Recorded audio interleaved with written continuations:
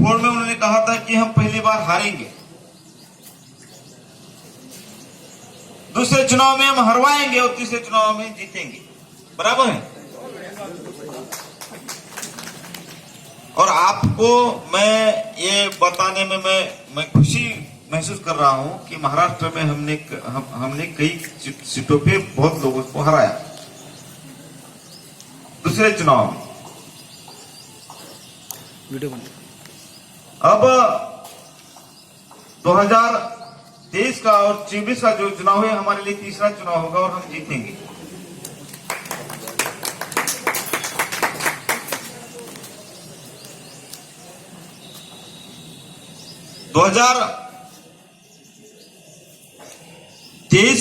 उसके बाद 2024 का चुनाव है और संसदीय चुनाव।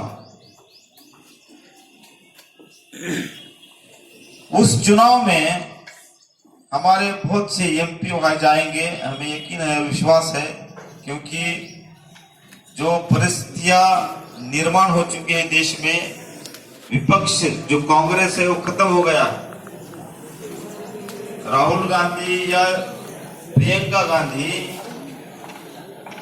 या सोनिया गांधी वो असमर्थ है विपक्ष का नेतृत्व, पॉलिसी बनाने, रणनीति बनाने। कांग्रेस खत्म हो गई है और इसका पूरा किताब लाए सब सर। हमारी खुशी की बात है कि विपक्ष खत्म हो गया है, एक हमारा दुश्मन एक नागनाथ से खत्म हो गया है। बीजेपी सिर्फ हमारे साथ है, कांग्रेस अब आगे आने वाली नहीं, आ भी नहीं सकती। उनके ऊपर अंदर के जो लोग हैं वरिष्ठ नेता दिल्ली में, उनमें भी अनबन है। किसको प्रधानमंत्री का उम्मीदवार घोषित करना है, उसके ऊपर, उसके आधार, उसके कारण उनमें अनबन विवाद है। उस पर थर्ड फंड भी गायब है और थर्ड फंड के लिए हमारे सिवा कुछ अच्छा विकल्प पूरे देश में अभी नहीं है, बचा हुआ नहीं है। सिर्फ हमें समय लगाना है, हमारी बुद्धि का इस्तेमाल हमारे संगठन के लिए, हमारे उद्देश्य के लिए करना है। हमारे हुनर का इस्तेमाल हमारे संगठन के लिए करना है, संगठन बढ़ाने के लिए करना है। जो भी रिसोर्सेस है, जो भी पैसा है,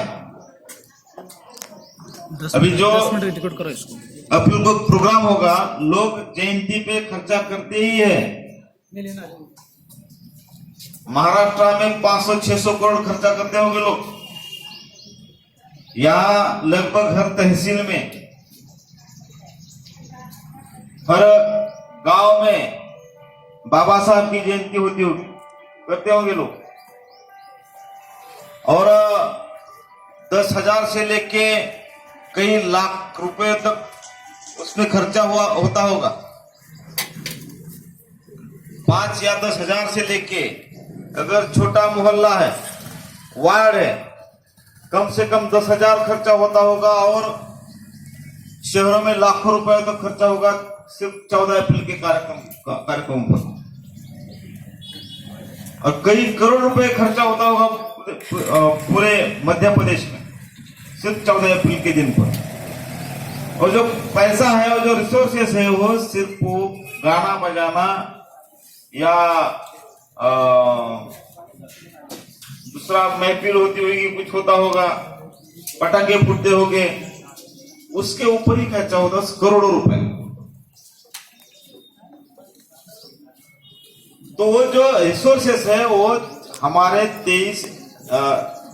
2022 का जो 74 का प्रोग्राम है, उसमें से कुछ करोड़ रुपए वहां हमें इकट्ठा करने पड़ेंगे। मैं भी टारगेट नहीं बोलूंगा, क्योंकि उसने हिसाब से या मेहराब साहब से बात करके हम टारगेट डिसाइड करेंगे, लेकिन 10 लाख लोगों का टारगेट निश्चित। सफलता किस आधार पर लोग किस आधार पर आप सफल हो गए या असफल हो गए, किस आधार पर कहेंगे? कितने लोग आते हैं? अभी आप भी जब मोदी का प्रोग्राम हुआ भोपाल में, क्या चर्चा होती है? कितने लोग आए थे? लोग कितने आए थे, इसके आधार पर आप सफल हो या असफल हो, इसका फैसला होगा, इसका निर्णय होगा। अब यहाँ लगभग 29 डिस्ट्रिक्ट के पदाधिकारी यहाँ है, 51 आउट ऑफ, लेकिन 13 ही डिस्ट्रिक्ट के लोगों ने यहाँ आकर अपना परिचय दिया। बाकी लगभग 16 डिस्ट्रिक्ट के लोग आगे आके परिचय नहीं दिया। खरगोन के भी आ गए, खरगोन के भी आ गए सर, वो भी खरगोन के भी आए।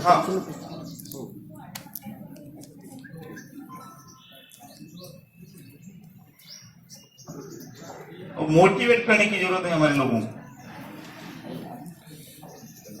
लीडरशिप इस्टेब्लिश करने की जरूरत है। मेश्राम कांशीराम साहब ने एक नेता तैयार किया, एक बहन मायावती जो तैयार किया, मेश्राम साहब ने हजारों नेता तैयार किया। एक फर्क है, उनकी उनके उम्र के हिसाब से उन्होंने जो करना था मान्यवर जी ने, कांशीराम साहब ने वो किया। लेकिन जो बचा हुआ काम है, मेश्राम साहब ने एक बार मीटिंग में कहा था कि अगर हमें सफल होना है तो एक नेता तैयार करने से कुछ नहीं होगा, हजारों लाखों नेता तैयार करने पड़ेंगे। ये 14 अप्रैल को हमें एक अवसर है,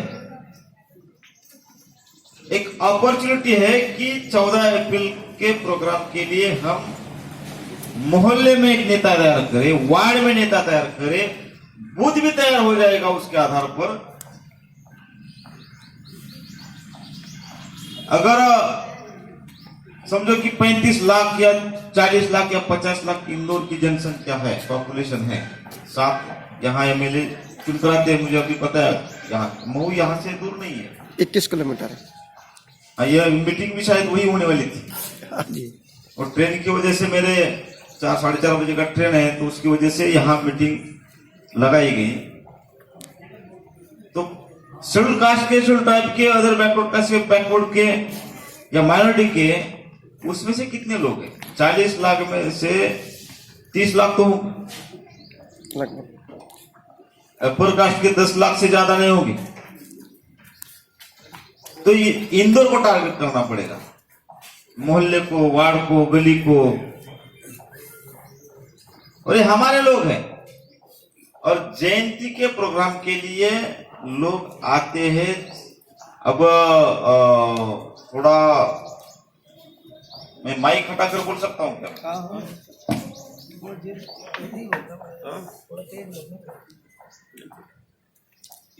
सुनाई देता है क्या पीछे?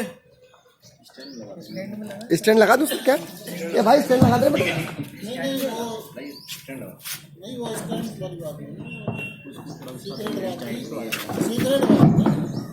ठीक है, सीक्रेट मैं बात में बात करूंगा जाकर।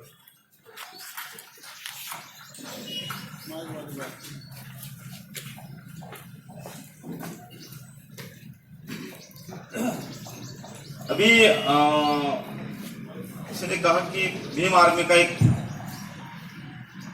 है, यहाँ कोई रुकावट थोड़ी है, तो मुझे नहीं लगता होगी, लेकिन ज्यादा देर तक नहीं चलने वाली। इसका कारण भी है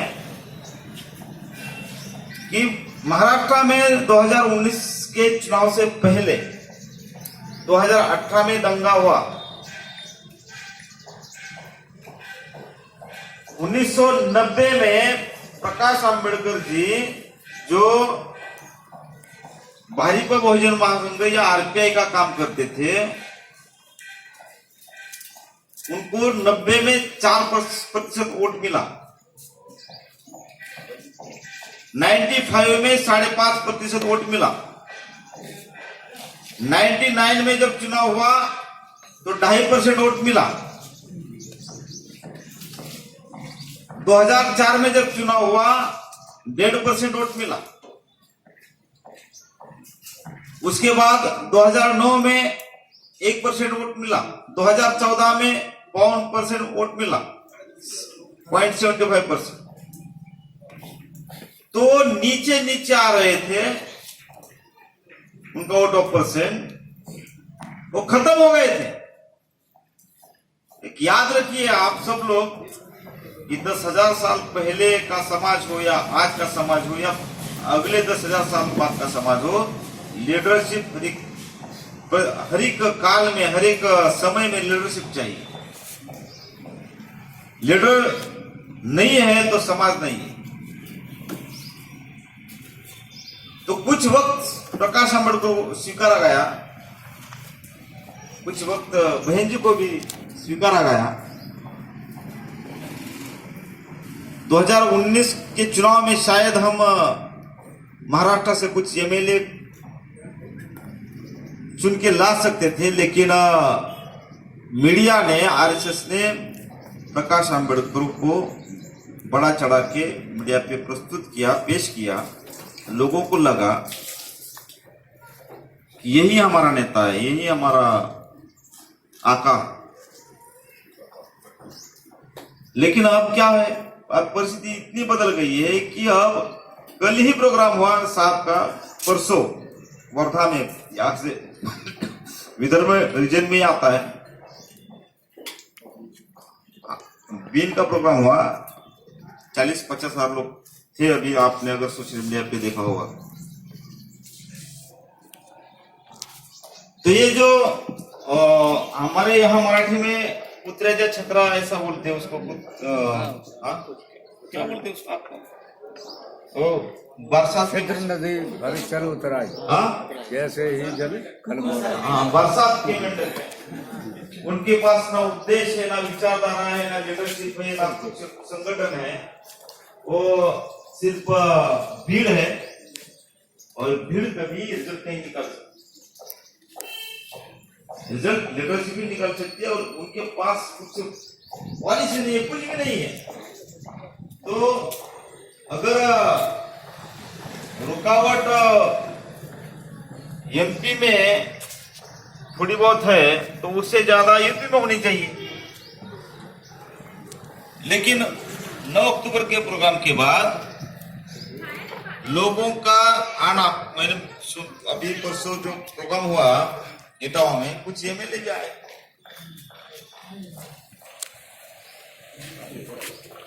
तो लोगों का रुझान जो है समझ बढ़ रहा है। और कर दूं, उसी आधार पर सबको पूरे कर रहे हैं उसके। यहाँ जो नहीं ली साहब आपकी बेटे, आई साहब आपके फोटो के साथ कह दो, मुझे पता नहीं है। जो भी वहाँ काम करते रहे कार्यकर्ता होंगे, तो हमारे समाज के हमारे मन में उनके ये सिंपत्ति है। लेकिन शिक्षा का अभाव, ज्यादा शिक्षा या कुछ अवेयरनेस नहीं है, व्यवस्था की समझ नहीं है, कुछ भी नहीं है। अज्ञान बहुत लोग होंगे, जाहिल लोग होंगे। तो वो किस आधार पर वो रिजल्ट निकालेंगे? नहीं निकाल सकते, इसलिए उनसे डरने की कुछ जरूरत नहीं है।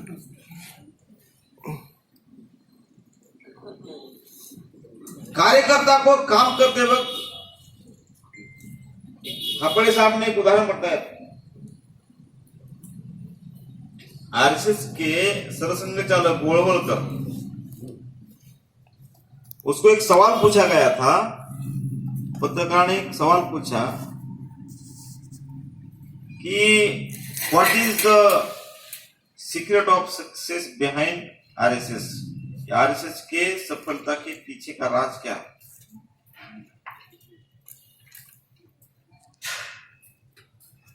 तो गोळवलकर ने कहा कि total surrender before the cause, cause के सामने, उद्देश्य के सामने पूरी तरह से शरणागत होना ये हमारे संगठन या सफलता का राज है। खापड़े साहब ने एक बार उदाहरण देते हुए कहा था,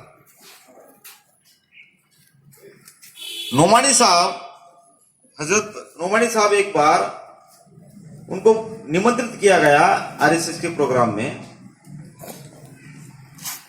हो गए। उन्होंने एक मर्तबा एक किस्सा बताया।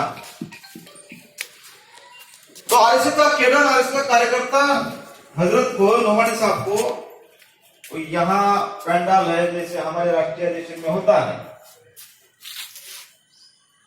यहाँ सोने की व्यवस्था है, यहाँ टॉयलेट है, यहाँ किचन है, वो दिखा रहा। और नोमानी साहब देख रहे थे तो कैसा काम चलता है उनका।